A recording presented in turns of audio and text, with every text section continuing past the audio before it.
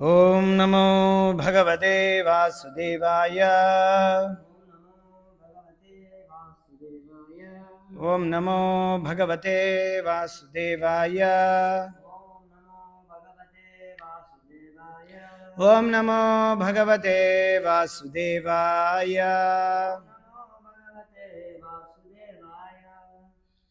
శ్రీమద్ భాగవతం నుండి చదువుతున్నాం. 23వ స్కందం 27వ అధ్యాయం. ఈ అధ్యాయం యొక్క శీర్షిక భౌతిక ప్రకృతి అవగాహన. భౌతిక ప్రకృతి యొక్క అవగాహన. అందులో చివరి శ్లోకం 30వ శ్లోకం. ఈ శ్లోకంతో ఈ అధ్యాయం పూర్తి అయి 28వ శ్లోకంకి మనం ప్రవేశించబోతున్నాం. యదా న యోగ ఉపచితాసు చేతః మాయాసు సిద్ధస్య విసజ్యతే అంగ అనన్యహేతుషు అథ మే గతిః స్యాత్ ఆత్యంతికీ యత్ర న మృత్యుహాసః.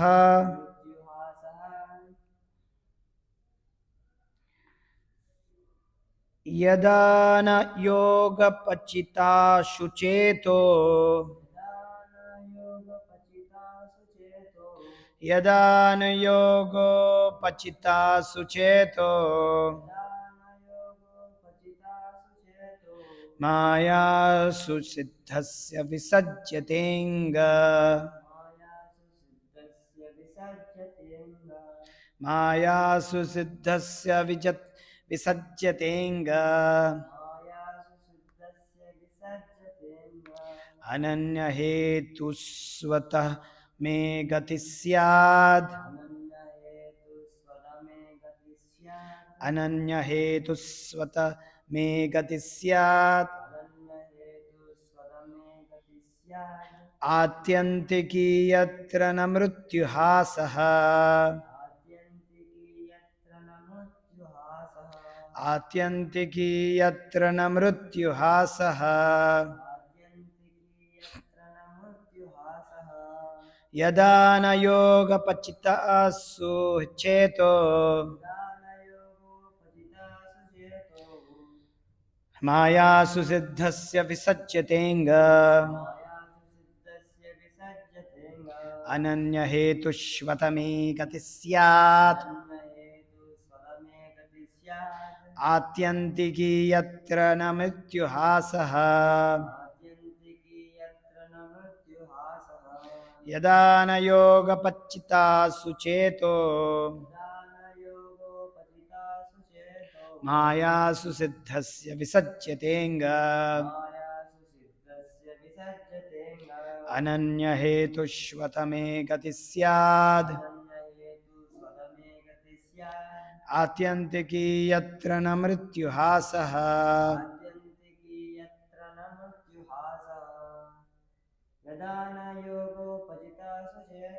యదా న యోగోపచితాసు చేతో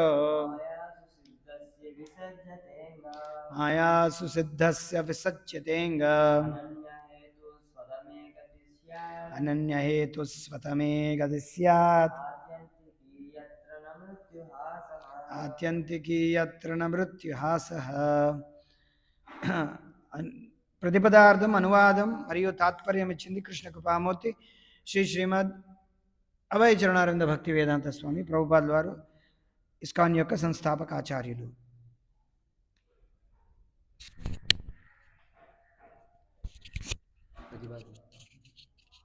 యదా ఎప్పుడైతే యోగ ఉపచితాసు యోగముచే కలిగినచ్చి సిద్ధులకు చేతః చిత్తము అవధానము మాయాసు మాయ యొక్క ప్రకటములు సిద్ధస్య పూర్ణులగు యోగి యొక్క నా విసజ్జతే ఆకర్షితం కాదో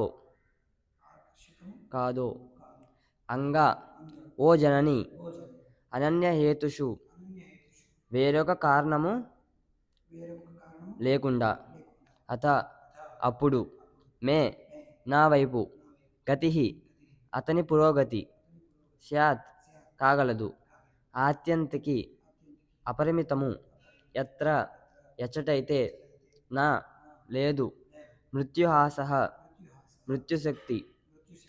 అనువాదం: పూర్ణుడగు యోగి చిత్తము యోగపు గౌణ ఫలములచే ఆకర్షితం కానప్పుడు నా వైపునకు అతనికి ప్రగతి ఆత్యంతికము కాగలదు. అంతటా మృత్యువు అతనిని జయింపజాలదు. భాష్యం: యోగులు సాధారణముగా యోగపు గౌణఫలముచే ఆకర్షితులగుదురు. ఏలైనా వాటిచే వారు సూక్ష్మాతి సూక్ష్మము కన్నను సూక్ష్మము కాగలరు, ఘనమైన దాని కన్నను ఘనము కాగలరు, కోరినదెల్లా పొందగలరు, లోకమునైనను సృజింపగల శక్తిని కలిగి ఉండగలరు, ఎవరినైనను తమ అదుపులోనికి తెచ్చుకోగలరు. భక్తియోగ ఫలమును గూర్చి పూర్తి సమాచారము లేనటువంటి యోగులే ఇటువంటి శక్తులకు ఆకర్షితులగుదురు. కానీ వాస్తవమునకు అవి లౌకికమైనవి. ఆధ్యాత్మిక ప్రగతితో వాటి గట్టి సంబంధము లేదు. ఇతర లౌకిక శక్తులు ప్రకృతిచే సృజింపబడినట్లు యోగ శక్తులు కూడా భౌతికమైనవే. పూర్ణుడగు యోగి చిత్తము ఎటువంటి సిద్ధుల చేతను ఆకర్షితం కాబోదు. కేవలము దేవదేవుని విశుద్ధ సేవ ఎడనే అది అనురక్తమగును. నిరాకార బ్రహ్మ తేజమున నేల మగుటను భక్తుడు నరకప్రాయముగా భావించును. ఇంద్రియ నిగ్రహమునకు అవసరమగు యోగశక్తి అతనికి అప్రయత్నముగా లభించును. ఉన్నత లోక ప్రాప్తిని అతడు కేవలము ఆకాశ పుష్పముగా తలచును. అతని అవధానమంతయు కేవలము శ్రీకృష్ణ భగవానుని శాశ్వత ప్రేమయుత సేవ పైననే కేంద్రీకృతమై ఉండును. కనుక మృత్యువు అతనిపై ఏమాత్రము ప్రభావము చూపజాలదు. అటువంటి భక్తియోగ స్థితి యందు పూర్ణుడగు యోగి నశ్వరము కానటువంటి జ్ఞానానంద పదమును బడయును.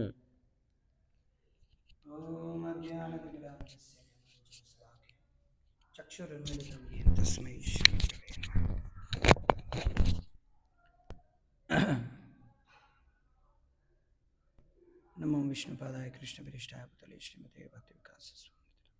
నమో విష్ణుపాదాయ కృష్ణ ప్రేష్టాయ శ్రీమతే భక్తి వేదాంత స్వామి. నమస్తే సారస్వతి దేవి గౌరవాణి ప్రచారిణి నిర్విశేష శూన్యవాది పాశ్చాత్య దేశ. జయ శ్రీ కృష్ణ చైతన్య ప్రభు నిత్యానంద శ్రీ అద్వైత గదాధర శ్రీవాసతి గౌరభక్తవృంద. హరే కృష్ణ కృష్ణ కృష్ణ హరే హరే, హరే రామ రామ రామ హరే హరే. యోంత ప్రవిశ్య మమ వాచమిమాం ప్రసుప్తాం సంజీవయత్య అఖిల శక్తిధరస్వధాం. అన్యాంశ హస్తచరణశ్రవణత్వగాదీన్ ప్రాణాన్ నమో భగవతే పురుషాయ తుభ్యం. వాగీశాయస్య వదనే లక్ష్మీర్యస్య సవక్షసి యస్యాస్తే హృదయే సంవిత్తం నరసింహమాం భజేత్. ఉగ్రోపి అనుగ్రైవాయం స్వభక్తానాం కేసరీ స్వభూతానాం అన్యేతాం అనీషాం ఉగ్రవిక్రమః. గురువే గౌరచంద్రాయ రాధికాయ తదాలే కృష్ణాయ కృష్ణభక్తాయ తద్భక్తాయ నమో నమః. ముఖం కరతి వాచాన మంగళం గాయతి కృపాదమోహం దేశే వృద్ధిర్ధారణం పరమానందమాధవం శ్రీ చైతన్యేశ్వరం. ఆయుర్హరతి వైపుంసాం ఉద్యన్ అస్తం చయన్నసం.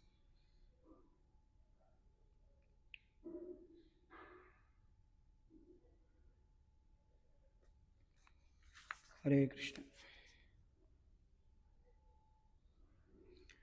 సో మనము 27వ అధ్యాయం యొక్క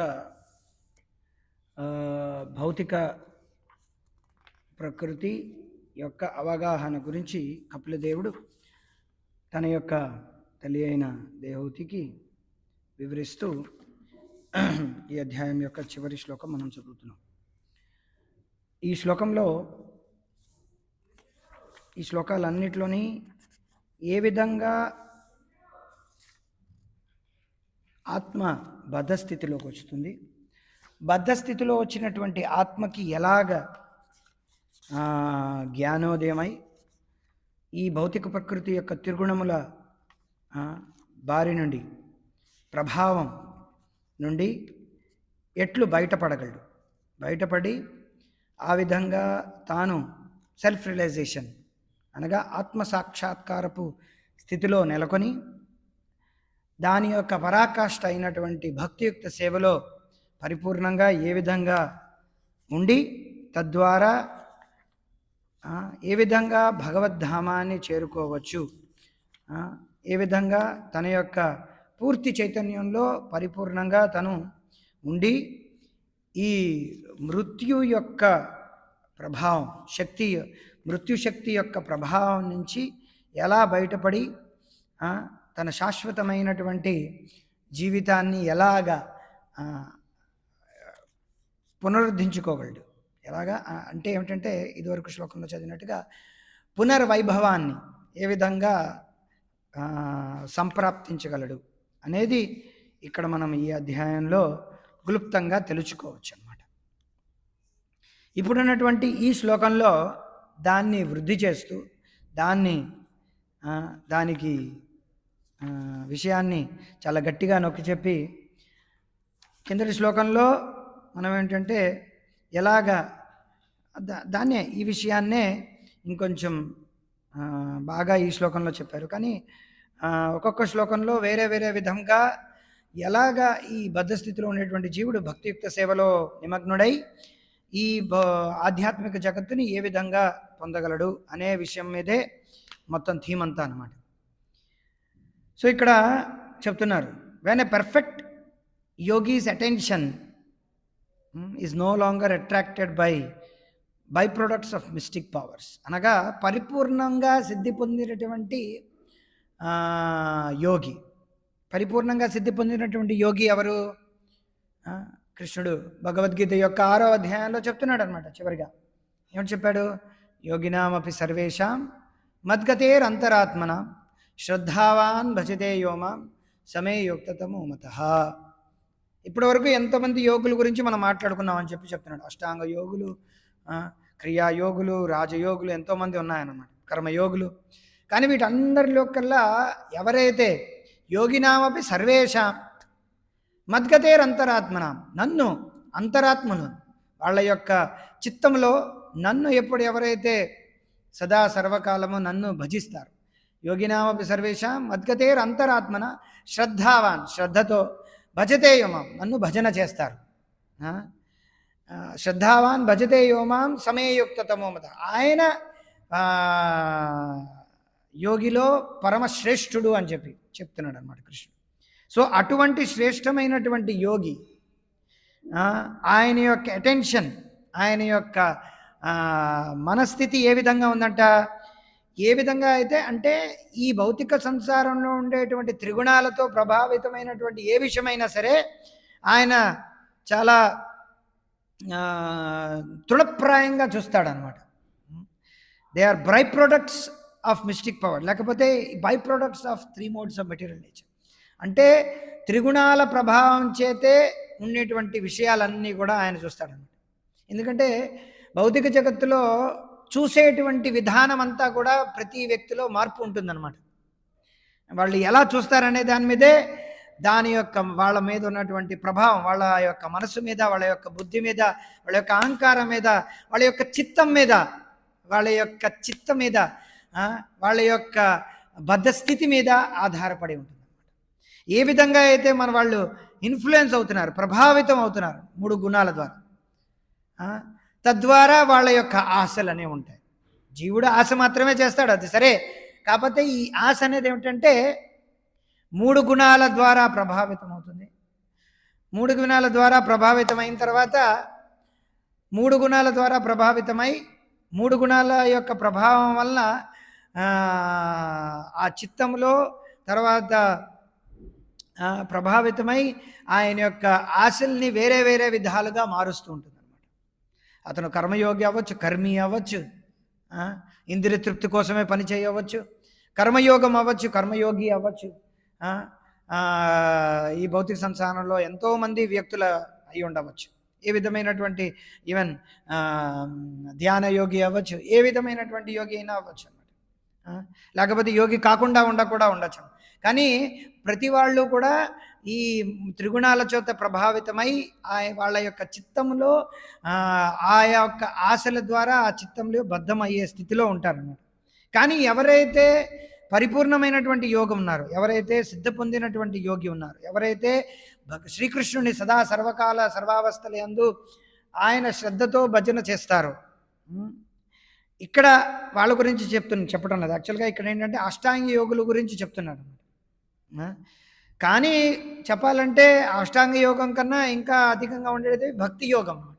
కృష్ణుడే చెప్తున్నాడు భగవద్గీతలో ఏమిటి, భక్తామాం అవిజానాతి యావాన్ యశ్చాస్మి తతో మాం తత్వతో జ్ఞాత్వా విశదే తదనంతరం. కృష్ణుడు చెప్తున్నాడు, భక్త్యా ఏకయా గ్రాహ్య, నన్ను గ్రహించాలంటే నీకు భక్తి ద్వారా మాత్రమే నన్ను గ్రహించగలవు.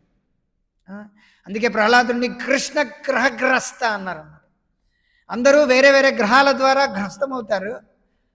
అందరూ కూడా కర్మి కానీ కర్మయోగులు కానీ అందరూ కూడా వేరే వేరే మనుషులు కానీ అందరూ కూడా గ్రహాల ద్వారా గ్రస్తమవుతూ ఉంటారు, ప్రభావితం అవుతుంటారు. కానీ ప్రహ్లాదుడు కృష్ణగ్రహగ్రస్త. ప్రహ్లాదుడు ఏమిటి, శ్రీకృష్ణుడు అనే గ్రహం ద్వారా గ్రస్త. సో ఇక్కడ ఏంటంటే నారదుడు ప్రహ్లాదుడిని కృష్ణుడి యొక్క గ్రహం ద్వారా గ్రస్తం అవ్వడే. ఎప్పుడైతే కృష్ణుడి యొక్క గ్రహం ద్వారా ఎప్పుడైతే ఒక వ్యక్తి కానీ ప్రహ్లాదుడు కానీ గ్రస్తం అవుతారో వాళ్ళు పరిపూర్ణమైనటువంటి చైతన్యంతో ఉంటారన్నమాట. శాశ్వతమైనటువంటి నిజమైనటువంటి చైతన్యంలో వాళ్ళు ఉంటారన్నమాట. అప్పుడు ఈ 3 గుణాల యొక్క ప్రభావితం కానీ తర్వాత వాళ్ళ యొక్క 3 గుణాలు కానీ దానివల్ల వచ్చేటువంటి ప్రభావం కానీ కామక్రోధ లోభ మోహ మదమత్సర్యాల యొక్క ప్రభావం కానీ ఈ శరీరం ద్వారా ప్రభావం కానీ మనసు బుద్ధి అహంకారం ద్వారా ప్రభావం కానీ ఆధ్యాత్మిక ఆది భౌతిక ఆది దైవిక క్లేశాల ద్వారా ప్రభావితం కానీ వీటన్నిటి ద్వారా ఏమాత్రం ప్రభావం అవ్వకుండా వాళ్ళు పరిపూర్ణమైనటువంటి చేతనంలో ఉండాలి. శ్రద్ధాశాబ్దే సుదృఢ నిశ్చయం, వాళ్ళ యొక్క నిశ్చయం అంతా సుదృఢంగా ఉంటుంది. సో దృఢమైనటువంటి నిశ్చయం అనేది ఎప్పుడు వస్తుందంటే ఎప్పుడైతే కృష్ణ భక్తి కొయిలే సర్వక్రమకృత హోయ్, ఇంతవరకు రాదనమాట. వీటందరిలో ఏంటంటే శ్రద్ధ అనేది ఏంటంటే ఎప్పుడు డామాడోల్ అంటారు. డామాడోల్ అంటే ఎప్పుడైనా సరే ఏదైనా అవుతుందన్నమాట, ఎప్పుడైనా సరే కుదిపేస్తుంటుంది అనమాట. కానీ పర్ఫెక్ట్ యోగి అనగా సిద్ధి పొందినటువంటి యోగి అనగా భక్తి యోగి ఎప్పుడు కూడా ఈ భౌతిక సంసారంలో ఉన్నటువంటి విషయాల పట్ల వాళ్ళు ఎప్పుడు కూడా అవ్వరు అనమాట. కానీ మనం సాధకులం, మనం అవుతున్నాం, చాలా కష్టం. సో సాధనలో అంతేనమాట. సాధనలో కొన్నిసార్లు చాలా ఇచ్చుగా ఉంటాం, తగ్గుతూ ఉంటాం, కొన్నిసార్లు మధ్యస్థంగా ఉంటాం. తరంగరంగిణి అన్నారనమాట విశ్వనాథ చక్రవర్తి. సో తరంగాలు ఎలాగైతే తరంగాలు తిన్నగా వెళ్ళవన్నమాట, తరంగాలు పైకి వెళ్ళవన్నమాట. తరంగాలు ఏంటంటే పైకి కిందకి అవుతూనే ఉంటుంటాయి. సో ఇవన్నీ కూడా ఎక్స్టర్నల్ ఎనర్జీ, దైవీయేష గుణమయి, ఇవన్నీ కూడా దైవీయేష గుణమయి, చాలా గుణమయి అనమాట. వేరే విధంగా అంటే పలు రకాలుగా బహురూపి అన్నారనమాట మాయని. ఈ బహిరంగ శక్తిని ఏమన్నారు, బహురూపి అన్నారు. వేరే ఎన్నెన్నో రూపాలు ఉన్నాయన్నమాట ఈ బహిరంగ శక్తి. ఆ రూపాలన్నీ కూడా ఏంటంటే శుద్ధ భక్తుడు వాటిని చూడగలడు, సాధనలో ఉన్నటువంటి భక్తుడు చూడగలడు. కానీ దానిలోంచి చూడడానికి ప్రయత్నించగలడు. కానీ దానిలోంచి ఇన్ఫ్లుయెన్స్ అయిపోయి మళ్ళీ దానిలోంచి బయటపడి జ్ఞానంతో మళ్ళీ దానికి ఇది చేసి గురు సాధు శాస్త్రం ద్వారా మళ్ళీ పైకి వస్తూ ఉంటాడు. ఎప్పుడైతే సిద్ధి పొందినటువంటి భక్తులు ఉన్నారో వాళ్ళ గురించి ఇక్కడ ఏం చెప్తున్నారంటే వాళ్ళు ఎప్పుడూ కూడా భగవంతుడి యొక్క ఎప్పుడు కూడా వాళ్ళ యొక్క చైతన్యం అంతా కూడా భగవంతుడి వైపే ప్రోగ్రెస్ అయి ఉంటుంది అన్నమాట. His progress towards me becomes unlimited and the power of death cannot influence. So ఇక్కడ ఏంటంటే ప్రభుపాదుల వారు అష్టాంగ యోగిలో ఉండేటువంటి సిద్ధి వాళ్ళకి దొరికేటువంటి విషయాల గురించి మొదట చర్చిస్తూ అనిమ లగిమ అసిత విసిత ప్రాకమ్య ఇలాంటి కామ్య ప్రాకమ్య ఇలాంటి విషయాలన్నిటి గురించి మొదట చర్చించారు. యోగులు చాలామందికి ఏమిటంటే సిద్ధికామి, వాళ్ళని ఏమిటంటారంటే అందరూ కాములే కాకపోతే సిద్ధికాములు అనమాట. అంటే సిద్ధి కోసం వాంఛించేవాళ్ళు అనమాట. వాళ్ళకి ఈ సిద్ధి కావాలి ఆ సిద్ధి కావాలని వాటిలో ఆ రిస్క్లో పడిపోయి వాళ్ళ ఏంటంటే ఏ లక్ష్యం చేరుకోవాలనేది వాళ్ళు దానిలోంచి వైఫల్యం పొందుతారన్నమాట.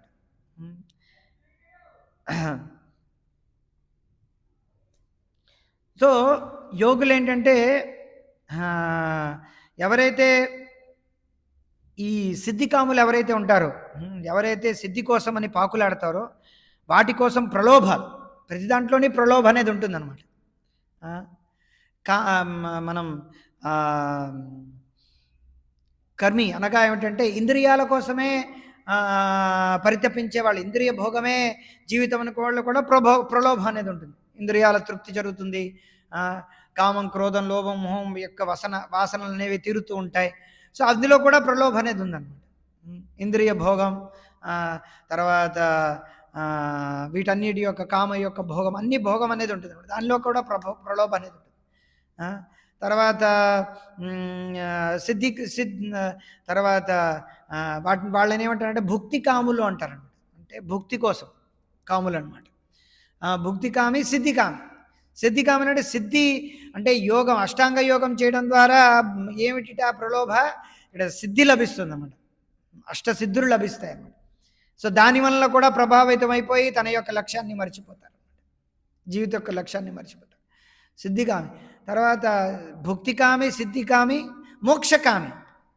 ఈ విధంగా బయటపడి వీటన్నిటిలో ఇవన్నీ తప్పు కాదు, ఇది నేతి కామాంధుడైపోయి భౌతిక సంసారంలో కర్మిగా బతికి బతికి బతికి చివరికి విసికి వేసాడి పరాభవం చెంది ఫ్రస్ట్రేట్ అయిపోయి చివరికి మళ్ళీ ఏంటంటే అష్టాంగ యోగంలో కూడా బాగా సిద్ధి పొంది ఇవన్నీ కూడా అనిమా లగిమా అసిత ఇవన్నీ కూడా భౌతికమైనటివి, ఇవన్నీ వ్యర్థమైనటువంటివి అన్ని చెప్పి బాగా అందులో పరాభవం చెంది తిరిగి మళ్ళీ ఇంకా చివరికి దొరికేది ఏమిటంటే నేను భగవంతుడిలో ఐక్యమైపోతాను, నేను భగవంతుడు అనేవాడు నిరాకార నిర్గుణమైనటువంటి ఆ పరబ్రహ్మ జ్యోతిలో నేను ఐక్యమైపోతానని చెప్పి తన మోక్షం కోసం పాకులాడతాడనమాట. ఇది కాదు అని చెప్పి భౌతిక సంసారం అంతా తృణప్రాయంగా చూస్తాడనమాట. ప్రతిదీ కూడా సమానంగా చూస్తూ ఏంటంటే భౌతిక సంసారాన్ని నేను తృణప్రాయంగా చూసి బ్రహ్మము మాత్రమే సత్యము, మిగతాదంతా అసత్యం అని చెప్పి ఆయన ఈ భౌతిక సంసారం అంతా వదిలేసి ఎక్కడో అరణ్యంలో నివసిస్తూ ఇదంతా నేతి అనుకుని ఉంటాడనమాట. అక్కడ కూడా మళ్ళీ ప్రలోభ అనేది ఉంది. ఏమిటి ప్రలోభ? భగవంతుడిలో ఐక్యమైపోదామనే ప్రలోభ అనమాట. సో అది మోక్షకామి. వీళ్ళందరూ కాములే. వీళ్ళందరూ కూడా అశాంతస్య సుఖత సుఖం. వీళ్ళకి ఏంటంటే అశాంతం తర్వాత సుఖం అనేది ఉండదన్నమాట. ఎప్పుడు కూడా వాంఛలనే ఉంటాయి. కృష్ణ భక్త నిష్కామ అతేవ శాంత. ఎందుకు శాంత? ఎందుకంటే కృష్ణ భక్తుడు నిష్కాముడు అనమాట. ఆయనకేమి అన్యాభిలాషిత శూన్యం, ఏ విధమైనటువంటి అభిలాష అన్నీ కూడా శూన్యంగా ఉంటాయి అన్నమాట. మిగతా అభిలాషలన్నీ కూడా శూన్యం అన్నమాట. ఏమిటిది? భక్త్యామాం అభిజానాతి, జ్ఞానమాం అభిజానాతి అని చెప్పలేదు, కర్మమాం అభిజానాతి అని చెప్పలేదు, యోగమాం అభిజానాతి అని చెప్పలేదు, భక్తి ద్వారా. అంటే అందుకే ప్రభుపాదుల వారు భక్తి అనే మాటకి భక్తియుక్త సేవ అని చెప్పి ట్రాన్స్లేట్ చేస్తారన్నమాట, దాన్ని అనువాదం చేశారు. భక్తియుక్త సేవ అంటే భక్తి అంటే అందరూ చెప్తారు నేను భక్తిలోనే ఉన్నాను, దేశభక్తి, అల్లు అర్జున్ భక్తి, సినిమా భక్తి, వీళ్ళందరూ భక్తి. ఇది భక్తి కాదనమాట, అది కామం అన్నమాట. ఇది కామం మాత్రమే. కానీ భగవంతుడి పట్ల మాత్రమే ఉండేది భక్తి అనమాట. కృష్ణ భక్తి, రామభక్తి, నృసింహ భక్తి, అది నిజమైనటువంటి భక్తి. విష్ణు భక్తి స్మృతే దైవ అన్నారనమాట. సో విష్ణు భక్తిలో ఉన్నవాళ్ళు మాత్రమే దైవులు, సూరులు. ఆసురత విపర్యయ అంటే ఏమిటి? మిగతా వాళ్ళందరూ ఏమిటంటే అసురులు అనమాట. సో ఇదేమిటంటే సూరత్వం కలిగినటువంటి భక్తి. సిరి పొందాలనుకోండి, ఎక్కడో మనం చదివాము, నేను భూమి నుంచి సిరికి ఎలా వెళ్ళాలనేది మార్గం అని. ఏంటిది? అక్కడ ఏదో పెద్ద పోస్టర్ పెట్టారు, భూమికి సిరికి మధ్య వారధి అని చెప్పి అడ్వర్టైజ్మెంట్ పెట్టారు. కాకపోతే ఏమిటంటే భూమికి సిరికి అంటే సిరి సంపద ఎక్కడో ఉన్నదనమాట. యాక్చువల్గా సిరి అంటే ఆధ్యాత్మిక ప్రపంచం అనమాట, వైకుంఠం అనమాట. సో భూమికి వైకుంఠానికి మధ్య ఉన్నటువంటి వారధి ఏమిటి? భక్తి యోగం అనమాట. మనం రాకెట్ విసురుతున్నాం, టపాకాయలు కాలుస్తాం, రాకెట్ ఈ రాకెట్ ఎంతవరకు వెళుతుంది? మా అయితే సుయ్యమనే ఒక 10 మీటర్లు కూడా పైకి వెళ్ళదు అనమాట. సుయ్యని పెట్టుకునే పుచ్చుమనే కింద పడిపోతుంది అనమాట.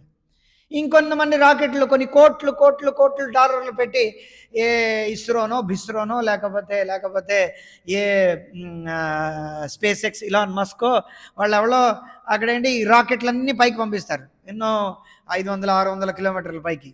లేకపోతే చంద్రమండలానికి వెళ్ళాం, లేకపోతే మంగళ గ్రహానికి వెళ్ళామని ఏదో చెప్పుకుంటారు వాళ్ళు. అది వెళ్ళారో లేదో ఎవరికీ తెలియదు అనమాట. శాస్త్ర ప్రకారంగా అయితే వెళ్ళలేం, ఏ గ్రహానికి వెళ్ళలేం అనమాట.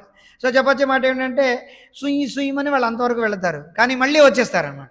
తిరిగి మళ్ళీ వచ్చేస్తున్నారు. ఎంతోమంది తిరిగి వచ్చేసారనమాట. ఎవడూ కూడా అక్కడ ఉండలేదు, ఎందుకంటే అక్కడ ఉండలేము వెళ్ళాలి, అక్కడ ఏదో నిర్మించాలి అని అనుకుంటున్నారు. కాకపోతే భక్తి యోగం ద్వారా ఈ కొంతమంది సిద్ధులు, అష్టాంగ యోగం ఇవన్నీ సిద్ధులు చేయడం ద్వారా వాళ్ళు ఏం చేస్తారు, ఈ కపాలం నుంచి వాళ్ళ ఆత్మని ఎక్కడికి కావాలంటే అక్కడికి తీసుకెళ్ళిపోగలరు అనమాట. మిగతా మొదట్లో చెప్పినవన్నీ 2 భౌతికం అనమాట. ఇది కొంచెం సూక్ష్మమైనటువంటి విద్య. ఏంటి, ఆధ్యాత్మికం కొంచెం ఉండొచ్చు, కాకపోతే ఇంకా సూక్ష్మమైనటువంటిదే. సో ఈ ఆత్మని ఏమిటంటే ఈ మనసు బుద్ధి అహంకారం ద్వారా ఈ ఆత్మని ఏంటంటే ఈ వాళ్ళకి కావలసినటువంటి లోకాలకు తీసుకెళ్ళిపోవచ్చు. మహార్లోకం, జనలోకం, తపోలోకం, సత్యలోకం, ఎక్కడికైనా తీసుకెళ్ళిపోవచ్చు. కానీ ఇది కూడా మళ్ళీ ఈ భౌతిక సంసారంలోనే కొట్టుమిడ్డానం. ఆత్మ భువనాల్లోక పునరావర్తినోర్జున నా పుర్వంతి మహాత్మన సంసిద్ధిం పరమాం గత అన్నాడు అనమాట కృష్ణుడు. ఏమన్నాడు, ఆ బ్రహ్మ ఈ బ్రహ్మలోకం నుంచి ఆ బ్రహ్మ స్తంభ పర్యంతం సర్వం మాయామయామ్ర జగత్ అన్నారు అన్నమాట. సత్యం పునఃసత్యం హరేర్నామైవ కేవలం. అంటే హరేర్నామైవ కేవలం ఎందుకన్నారు? ఈ హరినామం చేయడం ద్వారా, భక్తి యోగం ద్వారా మాత్రమే మనం ఏంటంటే ఎక్కడున్నా సరే, ఈ ముల్లోకాల్లో ఎక్కడున్నా భక్తి యోగం ద్వారా వెంటనే మనం ఏమిటంటే సుయమని ఈ భౌతిక ప్రపంచం యొక్క ఆవరణాలు, ఎన్నో ఆవరణాలు అన్నమాట. ఏమిటి, మనస్సు బుద్ధి అహంకారం భూమి పంచభూతాలు, తర్వాత సూక్ష్మమైనటువంటి భూతాలు, మనస్సు బుద్ధి అహంకారం తర్వాత పంచభూతాలు, వీటి యొక్క ఆవరణాలు ఏంటంటే మనల్ని ఈ భౌతిక సంసారం నుంచి బయటికి వెళ్ళనివ్వవన్నమాట. మన యొక్క కామ క్రోధ లోభ మోహ మద మత్సరాలు ఎంతో బరువు, వాటి యొక్క ఈ భౌతిక సంసారం యొక్క బరువు ఇదంతటిని ఏంటంటే మనం ఈ భౌతిక సంసారంలో ఉంచేస్తుంది. కానీ భక్తి యోగం ద్వారా ఉందంటే మన ఆత్మ తేలికైపోతుంది అనమాట. తేలికైపోయి మొత్తం ఈ భౌతిక సంసారంలో ఉండే విషయాలన్నీ, కల్మషాలన్నీ కూడా భక్తి ద్వారా ఏమవుతాయంటే డిజాల్వ్ అయిపోతాయి అన్నమాట. భాగవతంలో ఒక శ్లోకం ఉందన్నమాట, డిజాల్వ్ అయిపోతాయండి. భక్తియుక్త సేవ ద్వారా ఏమిటంటే ఈ భౌతిక సంసారంలో ఉండేటువంటి కల్మషాలన్నీ కూడా డిజాల్వ్ అయిపోయి ఆత్మ ఏంటంటే వేగంగా వెళ్ళిపోతుంది అనమాట. ఈ ఆవరణాలన్నీ చీల్చుకొని, విరజా నది ద్వారా చీల్చుకొని చైతన్య మహాప్రభు ఈ భక్తిలత యొక్క బీజం అనేది ఏంటంటే ఎలా వెళుతుంది అనేది, ప్రయాణిస్తుంది అనేది చైతన్య చరితామృతతో చాలా ప్రస్ఫుటంగా, చాలా క్లియర్గా ఎక్స్ప్లెయిన్ చేస్తారన్నమాట.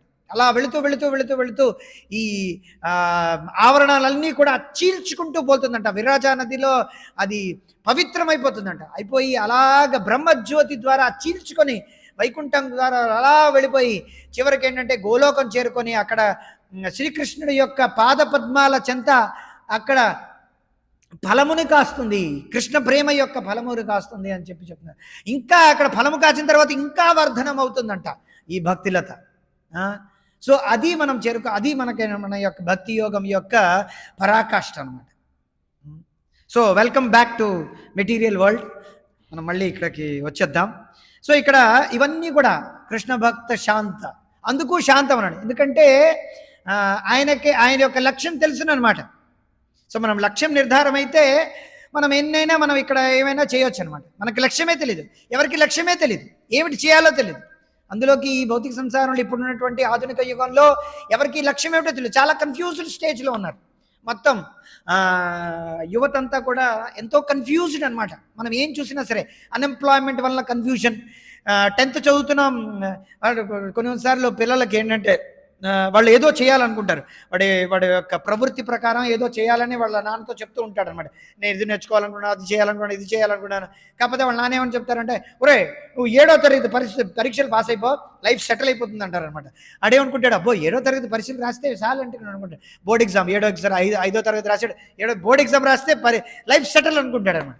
తర్వాత 7వ తరగతి ఎగ్జామ్ రాశాడు, పాస్ చెప్పాడు. 8వ తరగతి, అయ్యో మళ్ళీ ఏంటరా, 8వ తరగతి 9వ తరగతి, మాది 10వ తరగతి ఎగ్జామ్ రాసిన తర్వాత అలా నాన్న 10వ తరగతి రాసిన తర్వాత నేను ఏదో రకంగా ఏదో ఇచ్చేస్తాను నన్ను 10వ తరగతి రాయిరా, ఈ లైఫ్ సెటిల్ అయిపోతుంది అంటారు. 10వ తరగతి ఎగ్జామ్ రాస్తాడు, బోర్డ్ ఎగ్జామ్ కష్టపడి చదివి ఎగ్జామ్ రాసిన తర్వాత మళ్ళీ లైఫ్ సెటిల్ అవ్వదు. మళ్ళీ మళ్ళీ మళ్ళీ ఇంటర్మీడియట్ చదవాలి, 11వ తరగతి 12వ తరగతి 11th చదవాలి, 12th చదవాలి, +1 +2 అంటారు, intermediate first year second year, మళ్ళీ ఏడురా బాబు, మళ్ళీ 12వ తరగతి చదవాలి, మళ్ళీ ఇంటర్మీడియట్ చదవాలి, ఇంటర్మీడియట్ చదివిన తర్వాత మళ్ళీ ఎగ్జామ్. రే నువ్వు ఇంటర్మీడియట్ చదివి ఇంజనీరింగ్ సీట్ వచ్చిందంటే నీకు లైఫ్ సెటిల్ అయిపోతుంది అంటారు అనమాట. డాక్టర్ చదివంటే లైఫ్ సెటిల్ అయిపోతుంది అంటారు, సీఏ చదివంటే లైఫ్ సెటిల్ అయిపోతుంది అంటారు, ఏ చదివినా నువ్వు లైఫ్ సెటిల్ అయిపోతుంది అంటారు అన్నమాట. మళ్ళీ మళ్ళీ మళ్ళీ ఏంట్రా మళ్ళీ ఇంకెంత ఏడుపు కాళ్ళు ఈడుపు ముఖంతో మళ్ళీ మళ్ళీ రాస్తాడు, ఎగ్జామ్ పాస్ అయిపోతాడు. మళ్ళీ యథా మూషిక, ఎప్పుడు లైఫ్ సెటిలే అవ్వదన్నమాట. మళ్ళీ ఇంజనీరింగ్ బాగా రాస్తాడు, ఇంజనీరింగ్ ఎగ్జామ్ సీట్ వచ్చింది. నువ్వు ఐఐటీలో సీట్ కొట్టేరా, నువ్వు ఎన్ఐటీలో సీట్ కొట్టేరా, నువ్వు ఇండియన్ ఇన్స్టిట్యూట్ ఆఫ్ టెక్నాలజీలో సీట్ కొట్టేరా, నేషనల్ ఇన్స్టిట్యూట్ ఆఫ్ టార్చర్ కొట్టేరా, ఇక్కడ కొట్టేరా, అక్కడ కొట్టేరా, లైఫ్ సెటిల్ అయిపోతుంది. అమెరికా వెళ్ళిపోరా, లైఫ్ సెటిల్ అయిపోతుంది. ఇక్కడికి వెళ్ళిపోరా, పెళ్లి చేసుకోరా, లైఫ్ సెటిల్ అయిపోతుంది. పిల్లలకి నేరా లైఫ్ సెటిల్ అయిపోతుంది. టెస్లా కార్ కొనేరా, లైఫ్ సెటిల్ అయిపోతుంది. ఇన్స్టాగ్రామ్లో రీళ్లు పెట్టేరా, లైఫ్ సెటిల్ అయిపోతుంది. ఇలా అని చెప్పి మనల్ని ఏంటంటే ఎప్పుడు పడితే అప్పుడు లైఫ్ సెటిల్ అయిపోతుంది ప్రలోభ పెట్టి లైఫ్ సెటిల్ అవ్వదు. మన మనసు ఎప్పుడు కుదుట పడదు. అశాంతస్య కుత సుఖం. సో ఎప్పుడు కూడా సుఖం అనేది లేదండి, ఎందుకంటే మనకి లక్ష్యమే లేదన్నమాట. మన యొక్క లక్ష్యం అనేది, మానవ జీవితం అనేది లక్ష్యం ఏమిటంటే యశ్రేయస విషయ కలువు సర్వత్రస్య. మన యొక్క లక్ష్యం ఏమిటంటే భగవంతుడిని చేరుకోవడం, భగవంతుడిని అర్థం చేసుకోవడం, భగవంతుడికి మనకున్నటువంటి సంబంధాన్ని పెంపొందించుకోవడం. అది స్కూళ్ళు కాలేజీల్లో ఎక్కడా కూడా చెప్పరనమాట. మృత్యువుని ఎలా జయించాలి అనే విషయం ఎప్పుడూ చెప్పడనమాట. సో ఇక్కడ అదే విషయాన్ని గురించి ధృవీకరిస్తున్నారు పదే. సో మన యొక్క లక్ష్యం ఏమిటంటే ఈ మృత్యువుని ఎలా జయించాలి, ఈ మృత్యువు పట్ల, ఎందుకంటే మృత్యువే అన్నిటికీ కారణం అన్నమాట. భయం ద్వితీయాభినివేశత్య స్యాత్ ఈషాదపేతస్య విపర్యయ స్మృతః. ఎందుకు భయం రోగే ఏంటిది, భోగే రోగ భయం అన్నాడు అనమాట భర్తృహరి. అంటే ఎవరైతే భోగిస్తున్నారో వాళ్ళకేమిటి భయం, రోగ భయం అనమాట. యవనంలో ఉన్నవాడికి వృద్ధాప్యం భయం, అందంగా ఉండేటువంటి ఆడవాళ్ళకి మగవాళ్ళకి ఏమిటంటే ఎక్కడ రింకిల్స్ వచ్చేస్తాయి, ఎక్కడ ముడతలు పడిపోతాయనే భయం. ఇవన్నీ రాశారనమాట. అందరికీ ప్రతి వాళ్ళకి ఏదో ఒకటి భయం అనమాట. ఫిజికల్, మెంటల్, ఇంటలెక్చువల్, ఏదో ఎన్నో రకాలైనటువంటి భయాందోళనలోనే ఉంటారనమాట అందరూ కూడా. ఎంత భయం ఉన్నప్పటికీ కూడా ఇంద్రియ తృప్తి మానరనమాట. భయం ఒక పక్క, భయం తర్వాత ఇంద్రియ తృప్తి కొనసాగుతూనే ఉంటుంటుంది అనమాట. కానీ నిజమైనటువంటి ఈ మృత్యు అనగా ఏమిటంటే యాక్చువల్గా చెప్పాలంటే మృత్యు ఎప్పుడు పడితే అప్పుడు మన చేతిలో ఉందని ఎప్పుడు జరుగుతూనే ఉంటుంది. దీన్ని ఏమిటంటే ఎన్నో ప్రళయాలు అంటారు.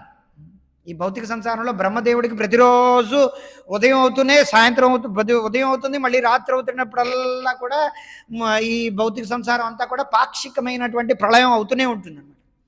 ఈ బ్రహ్మాండం ఎప్పుడైతే అంతమవుతుందో దాన్ని నిత్య ప్రళయము అంటారనమాట. అది ఏంటంటే శాశ్వతమైనటువంటి ఏమంటే దాన్ని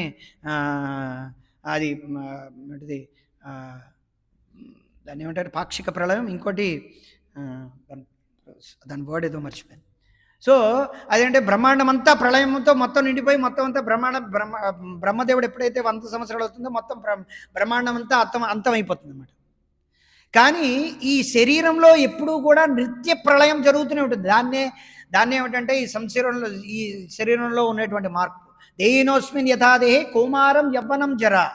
ఈ విధంగా ఏమిటంటే ప్రభుపాద వారు దానికి మంచి ఉదాహరణ ఇస్తారు.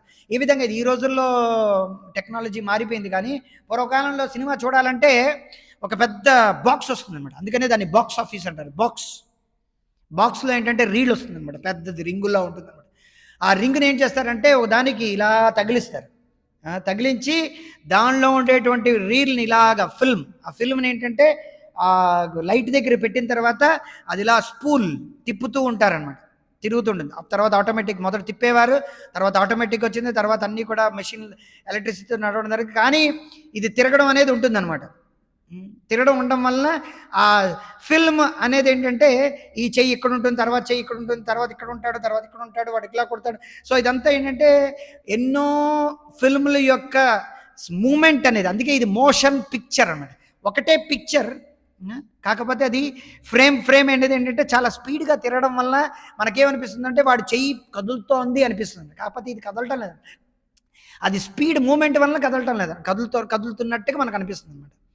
కానీ ఇదే సేమ్ వ్యవహారంగా మనం చూస్తే మన జీవితంలో మనకు కూడా ఏంటంటే చాలా చక్కగా భౌతికమైనటువంటి ప్రకృతి వలన ఈ శరీరం అంటే ప్రతిరోజు మార్పు చెందుతూనే ఉంటుందన్నమాట. కౌమారం యవనం జర మనం చూడొచ్చు. మన యొక్క శరీరం అంటే ఒక 10 సంవత్సరాల క్రితం శరీరం వేరేగా ఉండేది, తర్వాత ఇంకో 10 సంవత్సరాల తర్వాత ఇంకో శరీరం వేరేగా ఉంటుంది. చిన్నప్పుడు ఉండేటువంటి జ్ఞాపకాలు ఇప్పుడు లేవు, చిన్నప్పుడు ఉండేటువంటి చేష్టలు ఇప్పుడు లేవు. ఇప్పుడు చేసామంటే ముక్కు చీముడి కారుతుందా ఇలా అనుకున్నామంటే ఏమిట్రా అదా వెళ్ళి చేయి కడుక్కోరా అంటారనమాట, ముక్కులో వేలు పెడితే కళ్ళలో వేలు పెడితే. సో ఏంటంటే చిన్నప్పుడు ఉండేటువంటి చేష్టలు వేరు, చిన్నప్పుడు చేసే. కానీ శరీరం మార్పు వల్ల చైతన్యం వస్తుంది, జ్ఞానోదయం సోకాళ్ళు జ్ఞానోదయం అవుతుంది, విషయాలన్నీ తెలుస్తాయి, విచక్షణ జ్ఞానం తెలుస్తుంది, ఏమిటి చేయాలో ఏమిటి చేయకూడదు అనే విషయం తెలుస్తుంది.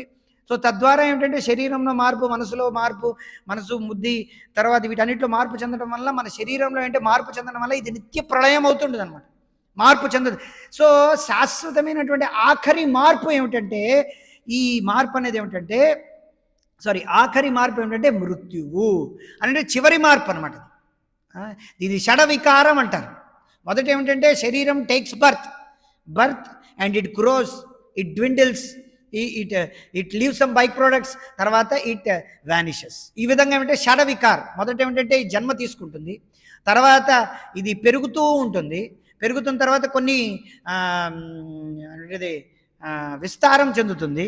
ఈ శరీరం అనేది విస్తరించిన తర్వాత కొంచెం తదేకంగా కొన్ని రోజులు ఉంటుంది, తర్వాత ఏమవుతుంది, తర్వాత క్షీణిస్తుంది, తర్వాత ఇది మృత్యువు చెందుతుంది, ఇది మటుమాయం అవుతుంది అన్నమాట ఈ శరీరం. దీనికి వికారం అనగా మార్పులు, 6 రకాలైనటువంటి మార్పులు. ప్రతి విషయం కూడా ఏదైనా తీసుకున్నప్పటికీ భౌతిక సంసారం కూడా అన్నిట్లోని ఇది మైక్ తీసుకున్నప్పటికీ తీసుకున్నప్పటికీ ఈ 6 రకాలైనటువంటి మార్పులు అనేవి ఉంటూనే ఉంటుంటాయి అన్నమాట. కానీ ఈ 6 రకాలైనటువంటి మార్పులు భౌతిక సంసారంలో ఏమిటంటే జడమైనటువంటి విషయాలకు వెంటనే జరుగుతాయి. కానీ ఆత్మ ఉండడం వల్ల ఈ 6 రకాలైన విషయాలన్నీ కూడా మార్పు చెందుతూ ఉంటుందన్నమాట. సో ఆత్మ ఈ శరీరాన్ని ధరిస్తోంది అన్నమాట. సో మృత్యు అనగా ఏమిటంటే ఆత్మ ఈ శరీరాన్ని ఇంకా ధరించలేదనమాట, ఇంకా శరీరం పనికిరాదనమాట. కానీ ఆత్మకి ఈ శరీరం అనేది ఏమిటి, ఆత్మకి యాక్చువల్గా ఏంటంటే జన్మ మృత్యు జరా వ్యాధి ఇవన్నీటు ఏవి లేవన్నమాట. జాయతే మ్రేతే వా కదాచిన్ నాయం భూత్వా భవితా నా భూయః అజో నిత్య శాశ్వతోయం పురాణో నహన్యతేహం నమాన్యే శరీరే. ఈ శరీరం చనిపోయిన తర్వాత కూడా ఇదం శరీరం పతంత్యవశ్యం, ఈ శరీరం అనేది పతంత్యవశ్యం, సులది సంధి జర్జరం. సో అందుకే ఏమిటంటే కృష్ణశేఖర ఆళ్వార్ కూడా చెప్తున్నారు, ఈ శరీరం అనేది పతనం అయిపోతుంది, కానీ ఆత్మ తర్వాత ఇంకా చెప్పాలంటే ఈ సూక్ష్మమైనటువంటి శరీరం ఆత్మ ఎప్పుడూ కూడా చావు అనమాట. ఎంతవరకు చావు, మోక్షం పొందినంత వరకు ఈ సూక్ష్మ శరీరం అనేది ఉంటూనే ఉంటుంది, ఆత్మ అనేది ఎప్పుడూ ఉంటుందన్నమాట. సో ఈ భక్తి యోగ పద్ధతి ద్వారా ఈ శరీరానికి మళ్ళీ శరీరం రాకుండా ఉండడానికి మాత్రమే ఏ విధంగా చేయాలనేది ముఖ్యం అన్నమాట. కొందరు చెప్తారు నాకు నెక్స్ట్ ఈ శరీరం చనిపోయిన తర్వాత నెక్స్ట్ శరీరం వస్తుందని గ్యారంటీ ఏమిటండి అని చెప్తారు అన్నమాట. కానీ ఏ విధమైనటువంటి కొంచెం విచక్షణ జ్ఞానం ఉండేటువంటి వ్యక్తి కూడా దాన్ని అర్థం చేసుకోగలడు. ముందు మనకి శరీరం లేదు అనుకుని ఒకవేళ మనం అనుకుంటే ఈ శరీరం మనకు ఎలా వచ్చింది అనే ఒక లాజిక్ ఎందుకు మనం మర్చిపోతాం. ఈ శరీరం ఎలా వచ్చింది, ఉన్నపాళంగా ఎలాగొచ్చేసింది. మనం ఒకవేళ ఆత్మ కాదు, కొంతమంది ఆత్మ లేదంటారు, మనం ఆత్మ కాదు, మనం ఓకే ఆత్మ ఉన్నప్పటికీ కూడా మనం ఇక్కడికే పంపించాడు. ఇక్కడికి ఎలా పంపించాడు, ఈ కష్టాలు పడమని భగవంతుడు పంపించాడు మనకి. సో ఇదంతా ఏంటంటే చాలా దీని వెనకాతలు ఉండేటువంటి ప్రశ్నలన్నిటికీ సమాధానం మనకి రాదనమాట. అందుకే శాస్త్రం ఏమిటంటే మనకు దానికి కర్మ అనేది ఉందన్నమాట. మన పూర్వజన్మలో చేసినటువంటి పాపపుణ్యాల ఫలితం ప్రకారంగా మనకి అప్రారబ్ధం, ప్రారబ్ధం, బీజం, కూటం, ఈ రకమైనటువంటి పాపాలనేది పాపం మాత్రమే కాదు, పాపాల్లో ఎన్నో దాని యొక్క రియాక్షన్స్ అన్నింటిలోని చాలా విధానాలు ఉన్నాయన్నమాట. సో ఈ శరీరం మనకు వచ్చింది కాబట్టి దాన్ని ప్రారబ్ధ కర్మ అంటారు. అప్రారబ్ధం అంటే ఇంకా దాన్ని ఫలం అవ్వలేనటువంటిది అప్రారబ్ధం. కూటమనగా దానికి ఏంటంటే అది రియాక్షన్ అంటే దాని ఫలం ఇవ్వడానికి రెడీగా ఉందన్నమాట. కొన్ని బీజం అంటే దానిలో బీజ రూపంలో ఉండేటువంటి ఎన్నో విషయాలు మనకు వాసనలు వాటన్నిటినీ బీజం రూపంలో ఉంటాయి. సో ఇవన్నీ పాపకర్మలు అనమాట. యాక్చువల్గా పాపాలు అనేటువంటి రియాక్షన్స్ అనమాట. సో దాని యొక్క ప్రతిఫలాలు అన్నమాట ఇవన్నీ కూడా. సో దీని గురించి మనం చాలా అప్పుడే మనకు అర్థమవుతుందండి ఈ శరీరం ఏ రకంగా మనకు వస్తుందనేది. సో ఈ శరీరం అనేది మనకి ఇప్పుడు ఉంది. ఈ శరీరం రావడానికి దానికి ముందర ఎన్నెన్నో జన్మలు మనం ఎన్నెన్నో చేసుకుంటూ వచ్చామన్నమాట.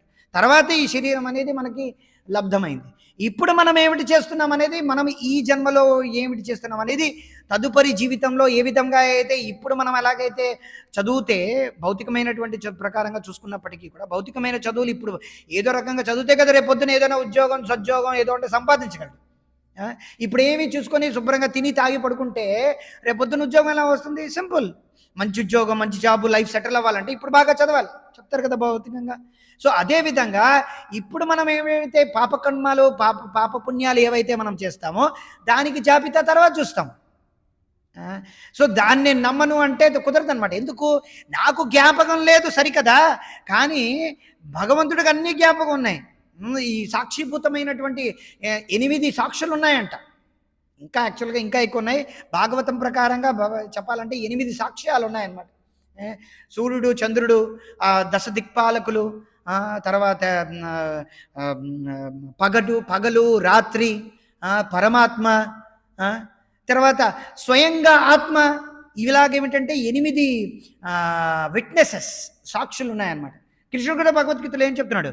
గతిర్భక్త ప్రభు సాక్షి నివాస శరణం సుహృత్ అంటే. సో అక్కడ సాక్షి అని చెప్తున్నాడు. సో ఈశ్వర సర్వభూతానం మనం నిన్న కూడా చెప్తున్నాం.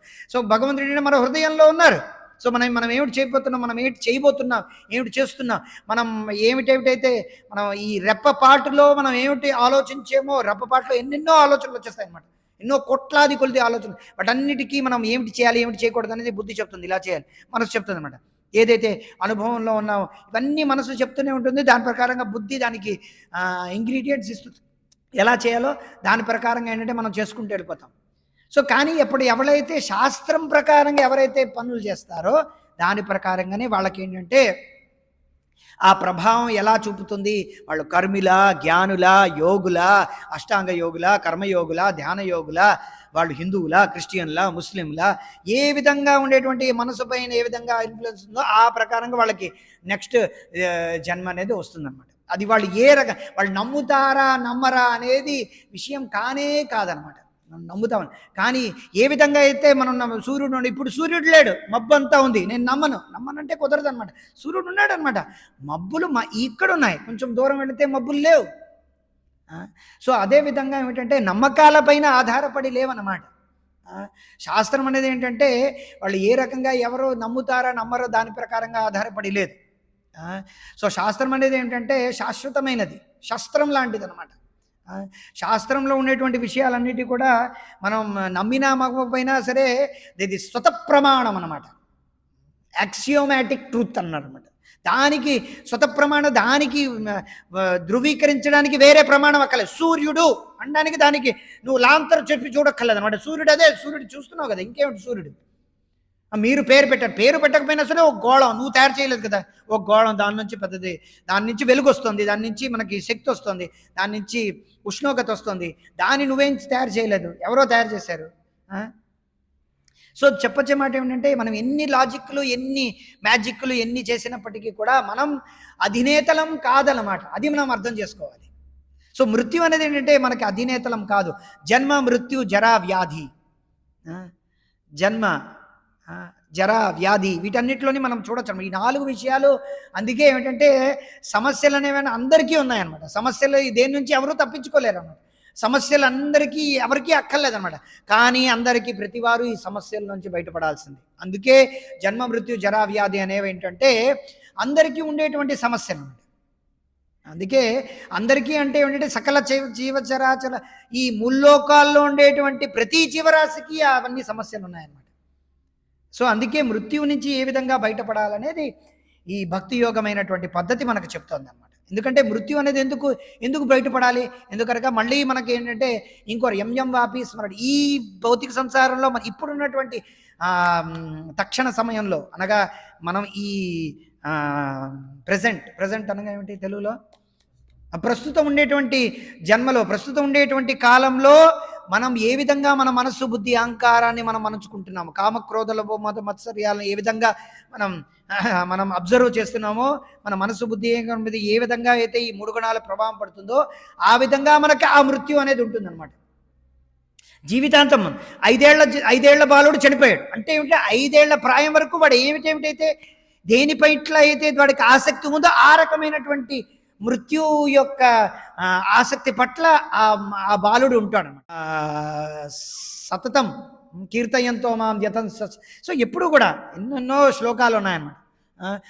స్మర్తవ్య సతతం విష్ణు విస్మర్తవ్య నాజత్. ఇప్పుడు కూడా విష్ణువుని స్మరించాలి, ఎప్పుడు కూడా మర్చిపోకూడదు అన్నమాట. దానికి నా 16 మాల్లో హరే కృష్ణ మంత్రం మాలలో జపం చేయడం అనేది ఏంటి ఎప్పుడు కూడా మర్చిపోకూడదు. ఎప్పుడు కూడా మర్చిపోకుండా ఉండడానికి 4 నియమాలు అనమాట. ఎందుకంటే 4 నియమాలు పాటించడం అంటే భగవంతుడిని సదా ప్రసాదం మాత్రమే స్వీకరించాలి, ఏంటిది జోదం వ్యభిచారం వీటన్నిటి చేయకుండా ఉండాలి. ఇవన్నీ కూడా భగవంతుడిని స్మరించడం కోసమే. భగవంతుడిని ఏ విధంగా స్మరించాలి, భగవంతుడిని ఏ విధంగా మన జీవితంలో మన మనసులో ఎలా పెట్టాలనే దాని గురించేనండి. అలా ఉన్న వ్యక్తికి మృత్యు ఎలా భయం వస్తుంది? ప్రభుపాదులు వారు చెప్తారు, మృత్యు అనేది భక్తుడికి శుద్ధ భక్తుడికి ఎటువంటిది అంటేట ఇలా పడుకున్న తర్వాత మృత్యులో ఇలా లేచిన తర్వాత ఆయన ఆధ్యాత్మిక ప్రపంచంలో లేస్తాడంట, కృష్ణుని చూస్తాడంట. అంత చెప్పడానికి అంత సులువుగా ప్రభుపాదులు వారు చెప్పేశారు. కానీ మనం ఇలా లేచిన తర్వాత మనకేంటంటే నేను ఎక్కడున్నాను లేకపోతే మనకి ఇంకోటి ఏదో జ్ఞాపకం వస్తుంది అన్నమాట. లేచిన వెంటనే అందుకే హరే కృష్ణ మంత్రం గట్టిగా చెప్పుకోవాలన్నమాట. లేచిన వెంటనే హరే కృష్ణ కృష్ణ కృష్ణ హరే హరే హరే రామ్ రామ్ రామ్ హరే హరే అని చెప్పుకోవాలి. సో అందుకే మనం లేచిన వెంటనే హరే కృష్ణ మంత్రం గట్టిగా చెప్పడం వల్ల ఏంటంటే ఒకవేళ మనకి ఏదైనాటువంటి పీడకల్లో ఏదైనా కల్లో కొంతమందికి భక్తులైనా సరే పీడకల్లోనే వస్తుంటాయి అన్నమాట. నేను ఎక్కడున్నాను, నేను అది పడిపోయింది, ఇది పడిపోయింది, ఇది అయిపోయిందని. సో వెంటనే నిద్ర రాదనమాట. ఇలా తిరుగుతూ ఉంటారు, అలా పడుకుంటుంటారు, కొంచెం కష్టపడతారు అనమాట పడుకోవడానికి కూడా. సో అంటే ఎన్నెన్నో ఆలోచనలు తిరుగుతుంటాయి అనమాట. సో ప్రభుపాదులు వారు చెప్పారు, కొంతమందికి భక్తులు ఏంటంటే అలా ఆలోచన ఉన్నప్పటికీ పర్వాలేదు అనమాట. అట్లీస్ట్ భక్తియుక్త సేవలో పూర్తిగా నిమగ్నమైన ఉండడం అని అర్థం అన్నమాట. సో మనం ఏంటంటే ఆ అబ్జార్ప్షన్ అనేది ఎంతవరకు మనం చేస్తాం అది శరణాగతి. శరణాగతి అంటే ఇంకేం కాదు, మనసుని బుద్ధిని ఏ రకంగా మనం అబ్జార్బ్ చేస్తాం. షడంగ శరణాగతి హొయివే జహా తహార ప్రార్థన సురే నందకుమార్. షడంగ శరణాగతి అనేది ఎంతవరకు ఉంది. ఇంకోటి ఏమిటి చెప్పారు, తహార ప్రార్థన సురే నందకుమార్. ఎవరైతే శరణంగ శరణాగతి ద్వారా ఎప్పుడైతే భక్తియుక్త సేవలో తన యొక్క మనసు బుద్ధిని అహంకారాన్ని ఎంతవరకు ఉంచుతారో ఆ ప్రపోర్షన్లో మనకేంటంటే భగవంతుడి యొక్క స్మరణ అనేది మనకు లభిస్తుంది అనమాట. అయినప్పటికీ ఇంత చేసినప్పటికీ కృష్ణుడు ఏమిటంటే భక్తియుక్త సేవలో ఏదో రకంగా మనం ఉంటాము అని వాళ్ళకి ఆయనకు తెలుసు అనమాట. ఏదో రకంగా మనం ఏంటంటే చాలా కష్టపడతాం అని టామాటోలు అవుతుంటాం. అందుకే కృష్ణుడు వరాహ పురాణంలో ఏం చెప్తున్నాడంటే మనకు ఒక ఊరట కలిగించాడు. ఒకవేళ ఈయనకి జ్ఞాపకం లేనప్పటికీ కూడా నేను ఆయనకి జ్ఞప్తి తీసుకొస్తాను, నేను జ్ఞాపకం ఉంచుకుంటానని చెప్తున్నాడు. నేను ఈ భక్తుడి యొక్క సేవని జ్ఞాపకం ఉంచుకుంటానని చెప్పాను. మనం అంతకన్నా కావాల్సింది.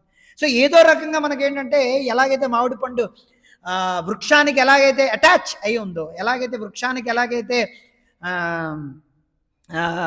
దానికి అంటిపెట్టుకొని ఉందో అదేవిధంగా మనం ఏమిటంటే భక్తులకు ఎప్పుడు అంటిపెట్టుకొని ఉండాలి. భక్తియుక్త సేవలో గురువుకి ఎప్పుడు అంటిపెట్టుకొని ఉండాలి. భక్తియుక్త సేవలో ఎప్పుడైతే అంటిపెట్టుకొని ఉంటాము, రామానుజాచార్యులు చెప్పారు, మనకేమీ చేయడం చేత కాకపోయినప్పటికీ భక్తుల పక్కనే కూర్చుండిపోవాలన్నమాట. అంతే, మనకేమీ చేత కాదు. మనం ఏం జపం చేయలేము, నిద్ర వస్తుంది, మనం ఆ కన్స్ట్రక్షన్ చేయలేము, మనం ఏమీ చేయలేము, మనకేమీ రాదు, మన వల్ల ఎవరు ఇన్స్పైర్ అవ్వటం లేదు, మనం ఏమీ చేయలేము, మన జీవితం వ్యర్థమైపోయింది, మనల్ని చూసి అందరూ ఫ్రై అయిపోతున్నారు, మనం చూస్తేనే అసహించుకుంటున్నారు. నా విషయం నేను చెప్తున్నాను. సో మనం అంటేనే వీళ్ళకి కిట్టదు, వీడంటేనే పెద్ద వేస్ట్ గాడు, వీడు ఎందుకున్నాడు రా, వీడి జీవితమే పెద్ద వేస్ట్ అనుకుంటే మనం వెళ్ళి పక్కన ఎవరో భక్తులు పక్కన కూర్చునిపోవాలి. కూర్చునిపోతే మన జీవితం ఏదో రకంగా ప్రభుపాదులు చెప్తారు, catch my dhoti, that's all. అంత సులువు కూడా కాదనమాట భక్తులు. ఎందుకంటే భక్తుల యొక్క ఉంటుంటే ఎలాగైతే ఒక రాయి తగిలితే స్పార్క్ వస్తుందో, అలాగే ఏంటంటే కొన్నిసార్లు వాళ్ళు చెప్పేటువంటి విషయాలు వాళ్ళు మనకు కొంచెం నచ్చకపోవచ్చు, నచ్చినా నచ్చకపోయినా ఉన్నకపోయినా సరే మనం అలా భక్తియుక్త సేవలో మనం ఎప్పుడైతే అంటి పెట్టుకొని ఉంటామో ఆ భక్తులే మనల్ని ఏంటంటే అంటి పెట్టుకోవడం వల్ల మనం ఎన్నెన్నో కథలు ఉన్నాయన్నమాట. ఈ ప్రాస్టిట్యూట్ బ్రాహ్మణ కథ ఉందన్నమాట. ఈ బ్రాహ్మణుడు ఎప్పుడు కూడా ఈ ప్రాస్టిట్యూట్ తెచ్చి చీ అనగా ప్రాస్టిట్యూట్నే ఈ వయస్సునే జ్ఞాపకం ఉంచుకున్నాడు. ఈ ప్రాస్టిట్యూట్ అంటే ఆహా బ్రాహ్మణోత్తముడు ఇంతలా బ్రాహ్మణోత్తరం చేసి ఇన్ని చేస్తున్నాడు భక్తులు, అలా చూసి ఈవిడికి బ్రాహ్మణ అయిపోయింది, ఇది ప్రాస్టిట్యూట్ అయిపోయింది అనమాట. సో ఏ రకంగా మనం ఉంటామనేది ఎన్నెన్నో విషయాలు మనం చూస్తూ ఉంటాం సినిమాల్లోని. తర్వాత సినిమాలు అంటున్నాం ఏమిటంటే మనం సినిమాలు చూడడం అనుకోండి, మనం చెప్తున్నా ఎన్నెన్నో విషయాలనే మనకి ఇన్ఫ్లుయెన్స్ అయిపోతుంటాయి అనమాట. చాలామంది ఎన్నెన్నో వీడియోలు పంపిస్తుంటారు, ఇది చూస్తాం అది చూస్తాం, యూట్యూబ్లో ఎన్నో చూస్తాం. సో ఇవన్నీ మనల్ని ఇన్ఫ్లుయెన్స్ చేయకూడదు మనం వీటన్నిటిలో. అందుకే ప్రభుపాదులు చాలా అప్పటి రోజుల్లో టైం మ్యాగజైన్ చూడకూడదు అని చెప్పారు. ఇప్పటి రోజులు మనం చెప్పాలన్నమాట, యూట్యూబ్ చూడకూడదు, ఇన్స్టాగ్రామ్ రీళ్ళు, ఇవన్నీ వలన ఏమంటే మనం హిందువులుగా ముస్లింలుగా హిందువులపైన దాడి చేస్తున్నారు, ఎన్నో ఇన్ఫ్లుయెన్స్ అయిపోయి మనం ఎప్పుడైనా మరణించవచ్చు, మళ్ళీ ముస్లింగా పుట్టి వచ్చి ఎవరికేం తెలుసు. పాకిస్తాన్లో బంగ్లాదేశ్లో పుట్టిస్తే ఇంకేంటి అవుట్ అనమాట మళ్ళీ కూడా మనం ఇవన్నీ ప్రమాదం. అఫ్ కోర్స్ మనం ప్రచారం చేయాలి, ఇవన్నీ చేయాలి, కానీ వాళ్ళకు కూడా మనం ఎవరు కనిపించినా సరే వాళ్ళకి చెప్పాలన్నమాట. శాస్త్రం ప్రకారంగా ఇది ఉన్నది అది ఉన్నదని చెప్పాలన్నమాట. మనం ఇలాగా కామక్రోధ లోపం మత్సరం వలన శరీరంలో అవయవాలే సమస్య తీసుకొస్తున్నాయని చీరాల్లో డాక్టర్ ఎప్పుడు పడితే అప్పుడు చెప్తుంటాడు. కామం వలన, క్రోధం వలన, లోభం, మోదం, ఎక్కువ గ్రీడీ అవ్వకండి, ఎక్కువ కోపపడకండి, ఎక్కువ ఇచ్చేయకండి వచ్చేయకండి, దీనివల్ల ఆర్గాన్స్ ఫెయిల్యూర్ అయిపోతాయి అని చెప్తుంటారు అన్నమాట. దానివల్ల ఆర్గాన్సే ఫెయిల్యూర్ అయినప్పుడు డెత్ ఎందుకు రాదు? ఎవడో ఒక వీడియో పంపించాడు, వీళ్ళందరూ ఇలా డ్యాన్సులు చేస్తున్నారంటే, ఎవడో సడన్గా ఆ డ్యాన్స్ చేస్తున్నాడు, ఎవడో పాత సినిమా యాక్టర్లా డ్యాన్సులు చేస్తూ సడన్గా కుప్పకూలిపోయాడంట. అంతే, ఎక్కడో తప్పతాగి చర్చిలో ఎవడో డ్యాన్స్ చేస్తున్నాడంట, అంతే పడిపోయాడు, అలా పడిపోయి సచ్చాడు. ఎవడెవడో శాంటా క్లాస్ డ్రెస్ వేసుకున్నాడంట, డ్రెస్ వేసుకొని శాంటా తాత, దాని పేరు అంటే శాంటా తాత అని అంటారా, శాంటా తాతలా డ్రెస్ వేసుకున్నాడు, ఇలా డ్యాన్స్ చేస్తున్నాడు, అలాగే డ్యాన్స్ చేస్తుంటే సడన్గా కుప్పకూలిపోయాడు. అలాగే ఏట్రా అని చచ్చాడు అనమాట. చెప్పలేదనమాట మృత్యు ఎలా వస్తుందో. సో మన ఆ మృత్యు సమయంలో మనం ఏ రకంగా ఆలోచనలో ఉన్నామో అది మనం అక్కడ పొందుతాం అన్నమాట. మళ్ళీ పునరపి జననం, అందుకే జనని అన్నారు, మాతాని జనని కూడా అంటారు. ఎందుకంటే పునరపి జననం అంటే జన్మించడం అనమాట, అందుకే జన్మనిచ్చేది జనని. పునరపి జననం, పునరపి మరణం, పునరపి జననీ జఠరే శయనం, అంటే జననిలో మళ్ళీ ప్రవేశిస్తాం అన్నమాట. మళ్ళీ శయనం, మళ్ళీ పడుకోవాలి, మళ్ళీ పడుకొని మళ్ళీ లేచి మళ్ళీ అన్నీ చేయాలన్నమాట. అది కుక్క అమ్మ అవ్వచ్చు, నక్క అమ్మ అవ్వచ్చు, పంది అమ్మ అవ్వచ్చు, లేకపోతే మలంలో ఉండేటువంటి క్రిమి కీటకాల ఉన్న అమ్మాయి అయినా అవ్వచ్చు అన్నమాట. సో మనం ఈ మృత్యు భయం నుంచి బయటపడాలంటే మనం భగవంతుణ్ణి జ్ఞప్తి తెచ్చుకోవాలన్నమాట. మన మద్భక్తో మధ్యాజి మాం నమస్కురు మామే వైశిష్యంతే ప్రతిజాని సర్వధర్మాన్ పరిత్యజ మామేకం శరణం భజ ఆం త్వాం సర్వపాపేభ్యో మోక్షయిష్యామి మా శుచః. కృష్ణుడు సదా సర్వకాలం ఆయన్నే జ్ఞాపకం ఉంచుకుంటున్నాడు. నన్నే జ్ఞప్తి తెచ్చుకోండి, ఆల్వేస్ థింక్ ఆఫ్ మీ, నన్ను ఎప్పుడు స్మరణలో ఉంచుకోండి, నన్ను ఎప్పుడు పూజించండి, నన్ను ఎప్పుడు నమస్కరించండి. ఇలా చేస్తే ఓ అర్జున నీకు నేను వాగ్దానం చేస్తున్నాను, నా దగ్గరికి నువ్వు వస్తావు. సో ఈ రకంగా నువ్వేమిటంటే అన్ని ధర్మాలు వదిలేసి నన్ను శరణాగతి పొందితే నువ్వు నా దగ్గరికి వస్తావు, భయపడవలదు అని చెప్తున్నాడు. సో ఇక్కడ కృష్ణుడు ఎప్పుడైతే శరణాగతి పొందుతాం అప్పుడే భయం వలదు అన్నమాట. అవునా, కొన్నిసార్లు భయపడతాం, అయ్యో అంటూ ఉంటాం. అయినప్పటికీ కూడా మనం నిజమైన భయం ఏమిటంటే మనం మళ్ళీ కూడా నేహాభిక్రమ, అక్కడ ప్రభుపాదులు రాస్తారు నేహాభిక్రమ స్వల్పమప్యస్య ధర్మ త్రాయతో మహతో భయాత్. ఇక్కడ ఏమంటున్నారంటే ఆ నిజమైనటువంటి భయం ఏమిటంటే మనకి ఎక్కడ మళ్ళీ కృష్ణ భక్తి దొరక్క మనం చాలా జంతువు యొక్క శరీరంలో ప్రవేశిస్తామేమో అనే భయం అనేది మనకు ఉండాలన్నమాట.